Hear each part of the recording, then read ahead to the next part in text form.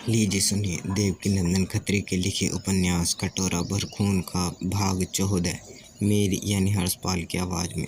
रात पहर भर जा चुकी है। खड़क सिंह अपने मकान में बैठे इस बात पर विचार कर रहे हैं कि कल दरबार में क्या क्या किया जाएगा। यहाँ के 10-20 सरदारों के अतिरिक्त खड़क सिंह के पास ही नाहर सिंह, बीर सिंह और बाबू साहब भी बैठे हैं। खड़क सिंह: बस यही राय ठीक है। दरबार में अगर राजा के आदमियों से हमारे खैरख्वाह सरदार लोग गिनती में कम भी होंगे तो भी कोई हर्ज नहीं। नाहर सिंह: जिस समय गरज कर मैं अपना नाम कहूँगा, राजा की आधी जान तो उसी समय निकल जाएगी। किस कसूरवार आदमी का हौसला ही कितना बड़ा है, उसकी आधी हिम्मत तो उसी समय जाती रहती है जब उसके दोस्त उसे याद दिलाए जाते हैं। एक सरदार: हम लोगों ने भी यही सोच रखा है कि यहाँ या तो अपने को हमेशा के लिए उस दुष्ट राजा की ताबेदारी से छुड़वाएंगे या फिर लड़कर ही अपनी जान देंगे। नाहर सिंह: इस बार चाहे तो ऐसी नौबत नहीं आवेगी और सहज ही यह सब काम हो जाएगा।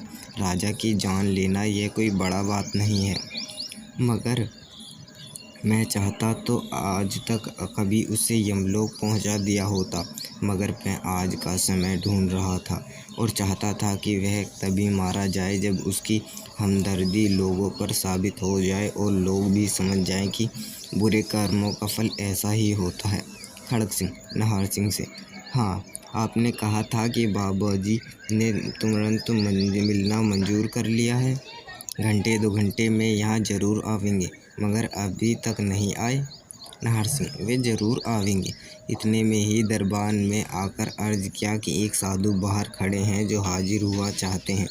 इतना सुनते ही खड़क सिंह उठ खड़े हुए और सभी सभा की तरफ देखकर बोले, ऐसे परोपकारी महात्मा की इज्जत सबों को करनी चाहिए। सब के सब उठ खड़े हुए और आगे बढ़कर बड़ी इज्जत से बाबा जी को ले आए और सबसे ऊंचे दर्जे पर बिठाया। बाबा, आप लोग व्यर्थ इतना कष्ट कर रहे हैं। मैं एक आदना फ़कीर इतनी प्रतिष्ठा के योग्य नहीं हूँ। खड़क सिंह: यह कहने की कोई आवश्यकता नहीं।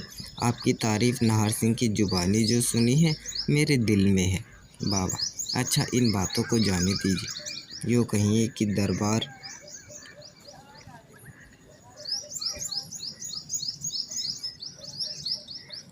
के लिए जो कुछ बंदोबस्त आप लोग क्या चाहते हैं वह हो गया कि नहीं? खड़क सिंह: सब दुरुस्त हो गया। कल रात को राजा के बड़े बाग में दरबार होगा। बाबा: मेरी भी इच्छा होती है कि दरबार में चलूं। खड़क सिंह: आप खुशी से चल सकते हैं, रोकने वाला कौन है? बाबा: मगर इस जटा, दाढ़ी, मूछ और मट्टी लगाए हुए बदन से जाना बेमौका होगा। खड़क सिंह: कोई बेमौके ना होगा। बाबा: क्या हर्ज होगा अगर एक दिन के लिए मैं साधु का भेष छोड़ दूं और सरदारी ठाठ बन लूं? खड़क सिंह हंसकर: इसमें भी कोई हर्ज नहीं। साधु और राजा समान ही होते हैं। बाबा: और तो कोई कुछ कहेगा नहीं, मगर नाहर सिंह से चुप न रहा जाएगा। हाथ जोड़कर: मुझसे इसमें कोई उग्र नहीं होगा। बाबा: क्यों का सबक तुम नहीं जानते और ना मैं कह सकता हूँ, मगर इसमें कोई शक नहीं कि जब मैं अपना सरदारी ठाठ बनाऊंगा तो तुमसे चुप ना रहा जाएगा। नाहर सिंह: ना मालूम आप ऐसा क्यों कह रहे हैं। बाबा: आप गवाही रखिए, नाहर कहता है कि मैं कुछ न बोलूँगा। खड़क सिंह: मैं खुद हैरान हूँ कि नाहर क्यों बोलेगा। बाबा: अच्छा, फिर हजाम को बुलाइए, अभी मालूम हो जाता है। लेकिन आप और नाहर थोड़ी देर के लिए मेरे साथ एकांत में चलिए और हजाम को भी उसी जगह जाने का हुक्म दीजिए। आखिर ऐसा ही क्या गया। बाबा खड़क सिंह और नाहर सिंह एकांत में गए। बाबा भी उसी जगह हाजिर हुआ। बाबा ने जटा कटवा डाली, मूछ मुंडवा डाली और मूछों के बाल छोटे छोटे करवा डाले। नाहर और खड़क सिंह सामने बैठे तमाशा देख रहे थे। बाबा जी के चेहरे की सफाई होते ही नाहर सिंह की सूरत बदल गई। चुप रहना उसके लिए मुश्किल हो गया। वह घबराकर बाबा जी की तरफ झुका। बाबा, हाँ हाँ, देखो, मैंने पहले ही कहा था कि तुमसे चुप ना रहा जाएगा। नाहर: बेशक मुझसे चुप ना रहा जाएगा, चाहे जो हो, मैं बोले बिना कभी नहीं रह सकता।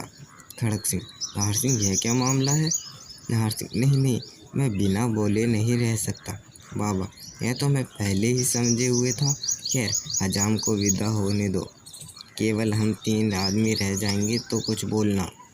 हजाम विदा हुआ। 2 खातमदार बुलाए गए। बाबा जी ने उसी समय सिर मखाल के स्नान किया और उनके लिए जो कपड़े खड़क सिंह ने मंगवाए थे उन्हें पहनकर निश्चिंत हुए।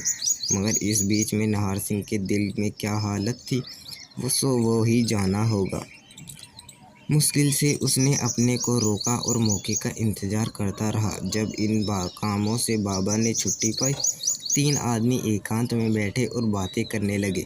ना मालूम घंटे भर तक कोठरी के अंदर बैठे उन तीनों में क्या क्या बातें हों।